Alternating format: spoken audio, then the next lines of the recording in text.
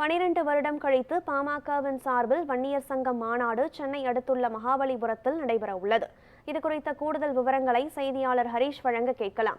வணக்கம் ஹரீஷ், அங்கு ஏற்பாடு பணிகள் எல்லாம் எந்த நிலையில் இருக்கின்றது? எத்தனை பேர் இந்த மாநாட்டில் பங்கெடுப்பார்கள் என எதிர்பார்க்கப்படுகிறது?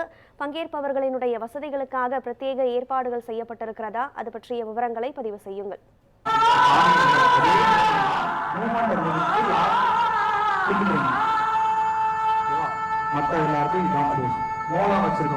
கனகதாரா, சென்னை அடுத்து உள்ள மகாபலிபுரத்தில் இந்த வணிகர் சங்க மாநாடானது இன்று மாலை 4:30 மணி அளவில் நடைபெற இருப்பதாக தெரிவிக்கப்பட்டிருக்கிறது. அதே போல இந்த மாநாடை பார்த்தோம் என்றால், இந்த மாநாட்டின் தலைமையை பார்த்தோம் என்றால் பாமகவின் கட்சி நிறுவனர் ராமதாஸ் மற்றும் பாமகவின் கட்சியின் தலைவர் அன்புமணி ஆகியோரால் தலைமையில் நடைபெற இருக்கிறது. இந்த மாநாட்டை பொறுத்தவரைக்கும் 10 லட்சத்திற்கு மேல் மக்கள் வருவார்கள் என எதிர்பார்க்கப்படுகிறது. குறிப்பாக பார்த்தோம் என்றால், இந்த மாநாடு பார்த்தால் 12 வருடத்திற்கு கணித்து நடப்பதாக தெரிவிக்கப்படுகிறது. ஏனென்றால் 2013ஆம் ஆண்டாண்டு நடைபெற்ற கலவரத்தால் இந்த மாநாடு நிறுத்தி வைக்கப்பட்டதால் தற்பொழுது இன்று இந்த மாநாடு நடைபெறுவதால் இந்த மாநாடு பாமகவின் அரசியலுக்கு ஒரு முக்கிய மாநாடாக கருதப்படுகிறது. மேலும் இந்த மாநாடு காண்பதற்காக வருகை தர மக்களுக்கு 3 லட்சம் இருக்கைகள் இந்த பகுதியில் அழைக்கப்பட்டிருக்கிறது. மேலும் இந்த மாநாடை காண்பதற்காக வசதிகளுக்காக மாநாடு பார்க்கும் நிறுவனர்களுக்காக துறைமுறை மூலம் அழைக்கப்பட்டிருக்கிறது. அது மட்டும் இல்லாமல் இந்த மாநாட்டுக்கான அழைக்கப்பட்டிருக்கிற 45 ஏக்கர் பரப்பளவுக்கும் அழைக்கப்படுகிறது. மேலும் இந்த மாநாட்டுக்காக வருகை அதாவது மக்களுக்கு அவர்கள் வாகனம் நிறுத்தும் வசதிக்காக 100 ஏக்கர் பரப்பளவு இடம் ஒதுக்கப்பட்டிருக்கிறது.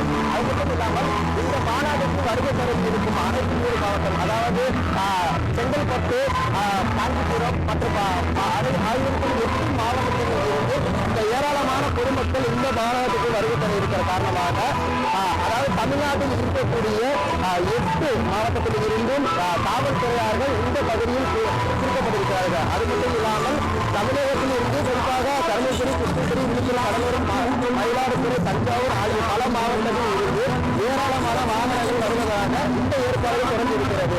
மேலும் இதை பார்ப்பதற்காக மாநாட்டிற்கு வருகை தர இருக்கும் அனைத்து பிரிவினருக்கும் அடிப்படை வசதி தயார் நிலையில் உள்ளது. அதே போல ஒரு பெரிய மேடை இங்கு அமைக்கப்பட்டிருக்கிறது மாநாட்டிற்கு. இந்த பெரிய மேடை பொறுத்தவரை பார்த்தோம் என்றால், இந்த மேடையில் முக்கிய அம்சமே காங்கிரஸ், அதாவது காங்கிரஸ் செவர் மூலியமாக எழுப்பியுள்ளார்கள். மேலும் இந்த மாநாட்டை பொறுத்தவரை 4:30 மணி அளவில் இந்த மாநாடு தொடங்கப்பட்டு இரவு 10 மணி வரை நடைபெறும். அதற்கு ஏற்ற மாதிரி நிகழ்ச்சிகளில் இந்த மாநாடுக்கு ஏற்பாடு செய்யப்பட்டுள்ளது. மேலும் மாலை 8 மணி முதல் 9 மணி வரை பாமகவின் தலைவர் அன்புமணி அவர் பேச இருப்பதாக தெரிவித்திருக்கிறார். அதனைத் தொடர்ந்து நிறுவனர் 9 மணியிலிருந்து 10 மணி வரை பேச இருப்பதாக தகவல் ஒன்று கிடைத்திருக்கிறது. அது மட்டும் இல்லாமல் மாநாட்டில் கலை நிகழ்ச்சிகளும் ஏற்பாடு செய்யப்பட்டுள்ளது.